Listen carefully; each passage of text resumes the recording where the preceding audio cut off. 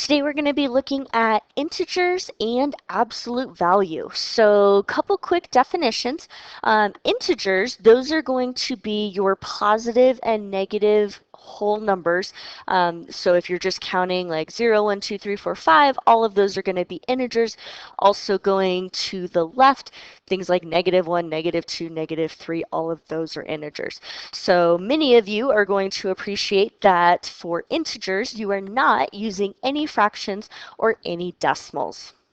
All right, we have a reminder here from this little duck, and he's telling us that this right here is read as -4, not -4. So that's going to be -4, especially in the context of integers.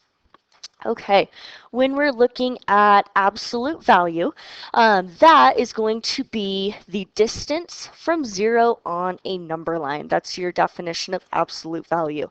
It is going to use notation that looks like this, so 2 vertical lines. That's going to be how you know if you're needing to do absolute value. And again, just be sure that you're using a piece of notebook paper to copy down these definitions and examples. Okay, so here are 2 examples. We have the absolute value of -5 is equal to 5. And then we have the absolute value of 5 is also equal to 5 because both of those are 5 units away from 0 on a number line. Absolute value, the answer is always going to be a positive number because we're talking about distance, and it doesn't really make sense to be talking about a negative distance, so we'll just always use that positive value. Okay, so let's summarize. Again, this will make sure that you've got your definitions. Be sure to write it on your notebook paper. So you have the following numbers are integers and examples from -3 counting up by 1 to +3, and obviously everything else in both directions. That's what those 3 dots tell us. Absolute value of the integer is the distance between the number and 0 on a number line. The absolute value of a number A is written like this, where we have those 2 vertical lines around your number.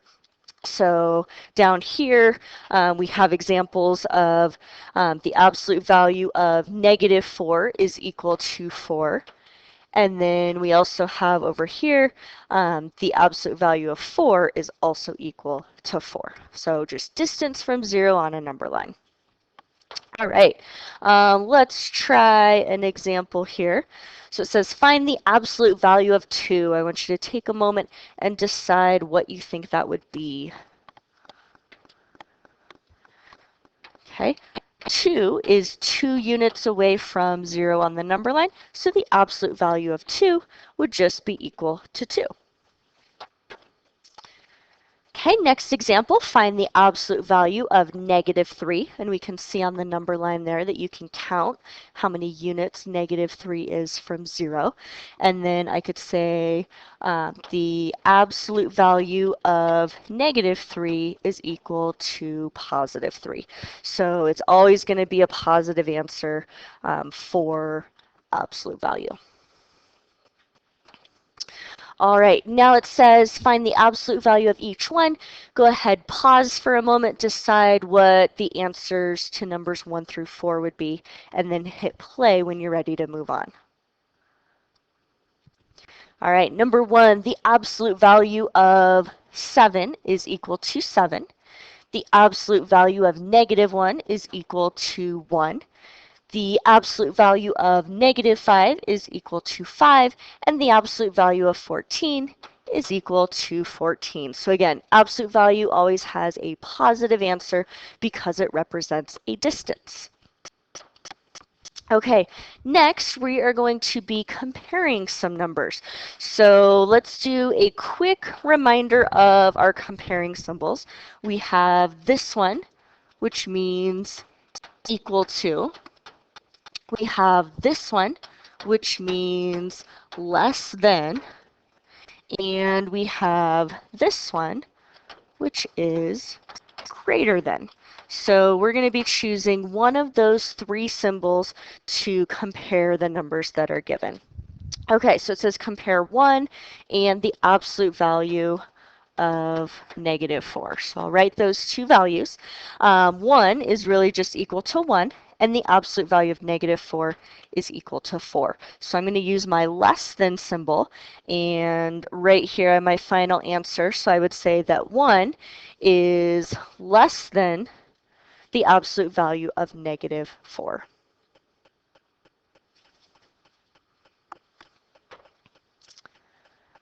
All right, there are 4 examples here. I'd like for you to copy and complete the statement by plugging in either the less than, the greater than, or the equal to symbol. And then once you have all 4 of those, go ahead and hit play again to check your answers.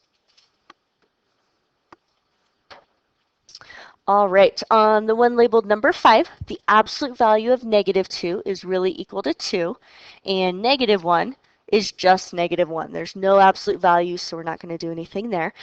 2 is greater than negative 1, so I would say that the absolute value of negative 2 is greater than negative 1.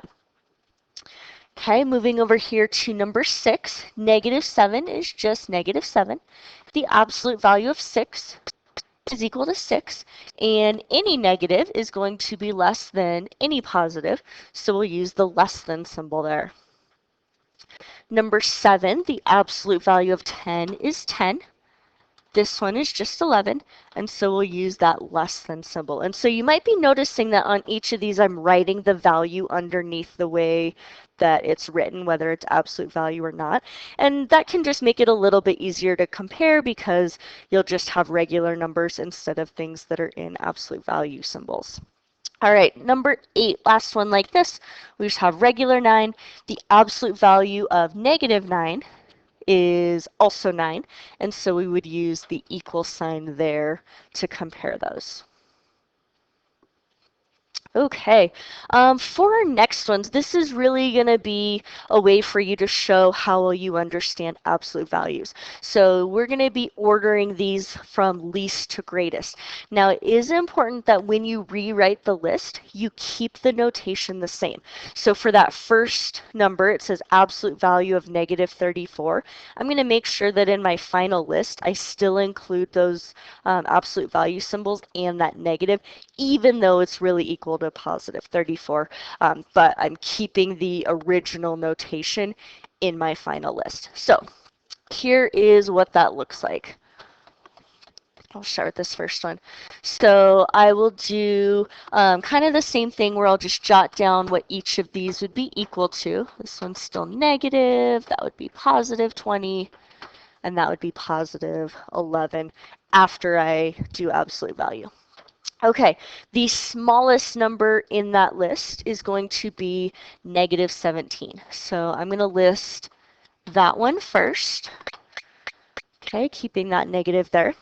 Then my next smallest value is right here, this 11, an absolute value of negative 11. So I'm going to list that as the absolute value of negative 11. And I'm going to make those absolute value signs just a little bit longer than the ones, just so it's clear that it's absolute value of negative 11 in there. Okay, next smallest number is right here. So I have the absolute value of 20. Next would be 21. And finally would be the absolute value of negative 34. So hopefully you can see what I meant by keeping the original notation the same, but you're just rearranging it in a different order.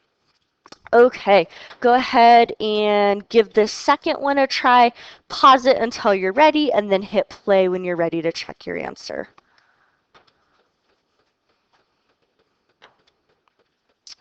Okay, so just like before, I'll go through and write the actual value.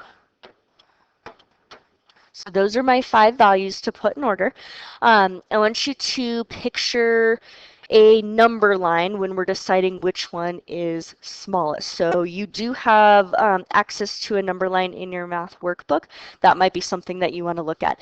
Negative 5 is going to be your smallest number. That's going to be furthest to the left on your number line. Okay, next we have negative 2. So I used both of those. Okay, next smallest value is positive 2. So I will write that as the absolute value of negative 2. We use that one. Next smallest is 3, which we will write as the absolute value of 3. And finally is 8, and we will just write that as the number 8. So you'll want to make sure negative 5 is your smallest number because that's furthest to the left on the number line. And then you'll have your absolute value symbols around that negative 2 and around that 3. Okay, next one is just kind of making sure we understand what integers are and how to represent either positive values or negative values. So it says that you deposit $50 into your savings account. 1 week later, you withdraw or take out $20. Write each amount as an integer. Don't overthink this. It's really asking you for something that seems a little bit obvious.